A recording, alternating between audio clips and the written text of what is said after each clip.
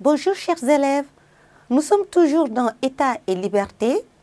La première vidéo sur laquelle nous avons travaillé a porté sur la position du problème. Nous avons montré combien c'était important lorsqu'on commence une réflexion qu'on débute par la position du problème et aussi d'indiquer la démarche à suivre.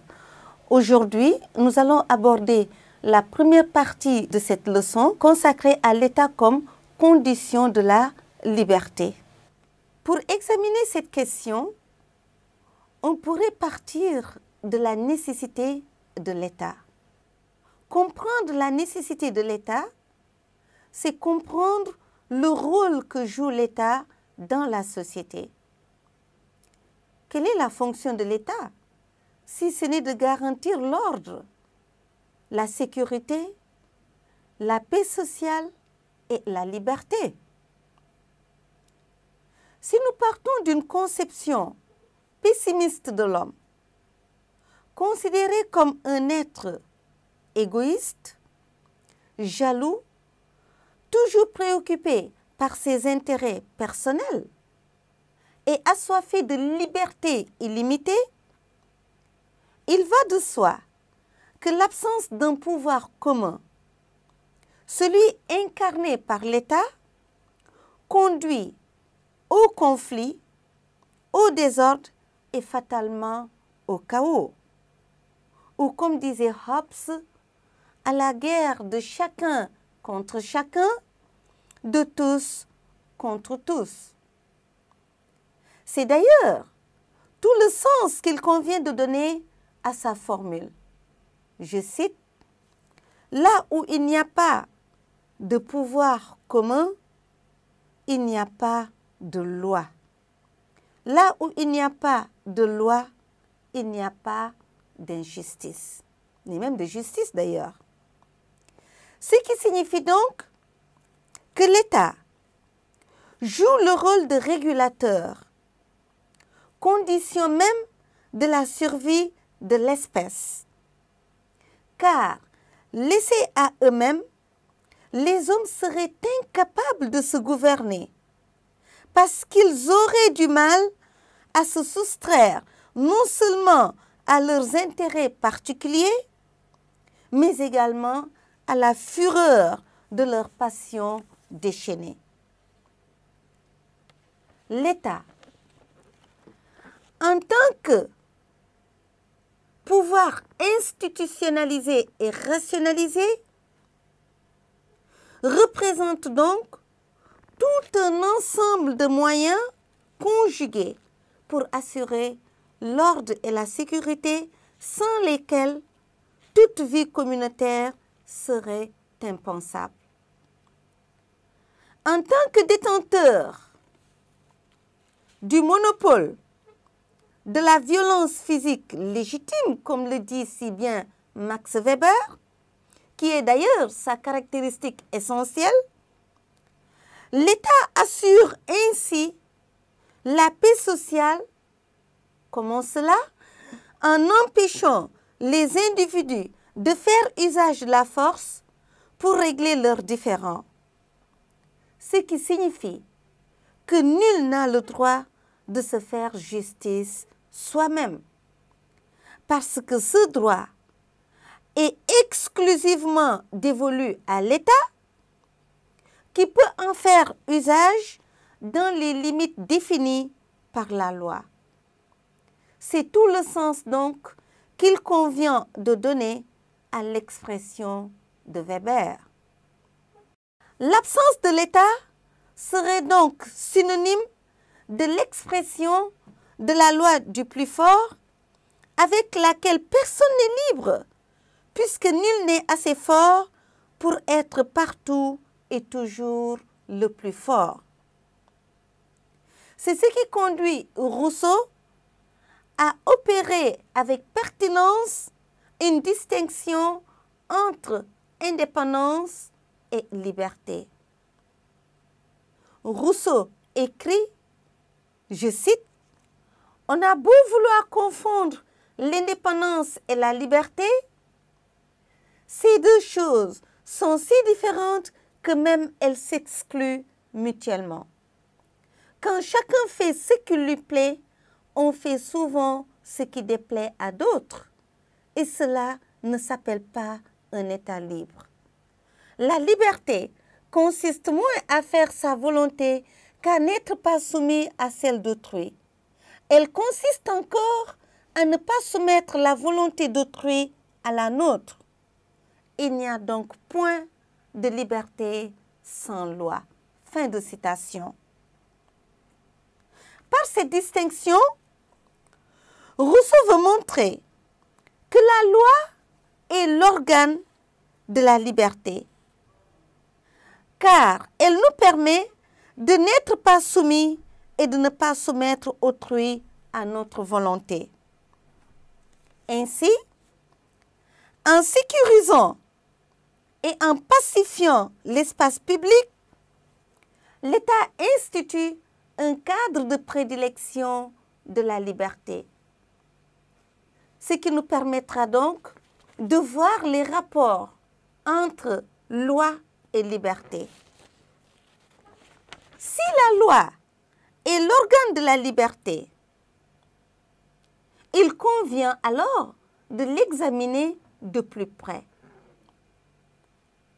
Par définition, la loi est une règle obligatoire édictée par l'autorité souveraine et qui régit la vie sociale. Elle est au fondement même de l'État. En effet, c'est la loi fondamentale, qu'on appelle encore Constitution, qui permet à l'État de se constituer comme corps politique. C'est pourquoi tout État institué se dote de sa propre Constitution, qui fixe le statut de l'État, le cadre normatif, qui définit donc les principes généraux.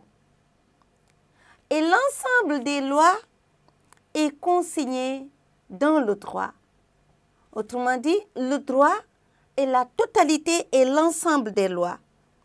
C'est le droit qui définit les règles qui organisent les rapports publics. Pourquoi?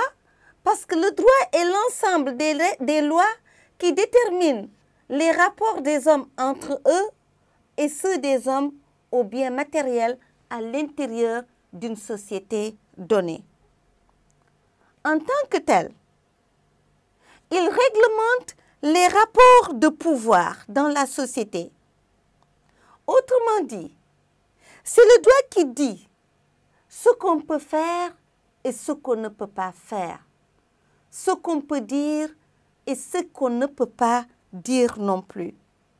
Il organise les libertés en sanctionnant tout ce qui est abus de liberté, mais également tout ce qui porte atteinte à la liberté.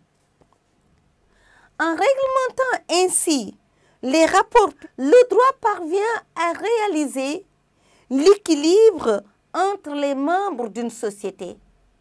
Parce que l'équilibre d'une société dépend pour une grande part de la justice. C'est sans nul doute ce qui fait dire à Emmanuel Kant que le droit est ce qui crée les conditions permettant à la liberté de chacun de s'accorder avec la liberté de tous. En tant que tel, le droit s'exprime par le truchement de la loi. Autrement dit, la loi est le moyen dont se sert le droit pour s'exprimer. Et la loi est une compétence de l'État pour empêcher aux uns et aux autres de se comporter comme bon leur semble. En quoi faisant? En délimitant la sphère de ce qui est permis et de ce qui est interdit. Cette prérogative est donc exclusivement du ressort de l'État, dans les limites bien entendu définies par la Constitution ou loi fondamentale. Ce qui signifie que le recours à la force, en principe, n'est pas arbitraire. Parce que l'État n'intervient que lorsqu'il y a entrave aux lois. Ceci dans le but de permettre à la loi de garantir à chacun la sécurité, la jouissance de sa personne et de ses biens. Cela veut dire, en empêchant aux uns et aux autres de faire ce que bon leur semble, la loi permet à chaque membre du corps politique de jouir non seulement de sa sécurité, mais également de sa liberté. Comme nous l'avons dit plus haut, il n'y a pas de liberté là où il n'y a pas de loi. Donc la loi ne supprime pas la liberté, tout au contraire. Elle est garante même de la liberté, en protégeant la liberté. En définissant un cadre permettant de réglementer toute action pour tout membre de la société, la loi manifeste son caractère universel. Ce qui veut dire que la loi s'applique sans distinction aucune. Elle s'applique indistinctement à tous les membres de la société, sans distinction de race, d'ethnie, de religion, de position sociale.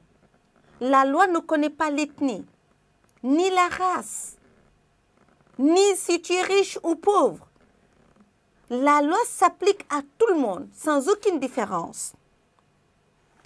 Tous les hommes, donc, sont égaux devant la loi. Ainsi, en faisant de l'égalité de tous devant la loi un principe, l'État crée les conditions de la justice en accordant à chacun, et c'est très important, la même valeur sociale, la même dignité, en dépit de nos différences naturelles, de force, d'intelligence, d'aptitude naturelle. Que faut-il retenir à présent? Retenons ceci.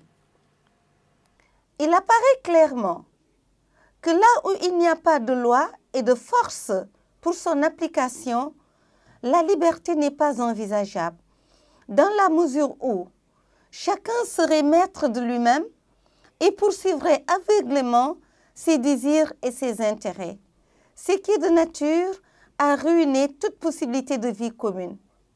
Donc, sans État, point de liberté. Cependant, l'exercice du pouvoir d'État ne peut-il pas conduire à des dérives et faire obstacle à l'expression des libertés individuelles et collectives? Chers élèves, nous venons de voir comment l'État peut être une condition de la liberté. Mais en est-il toujours ainsi? C'est ce que nous verrons dans la prochaine vidéo. Je vous remercie.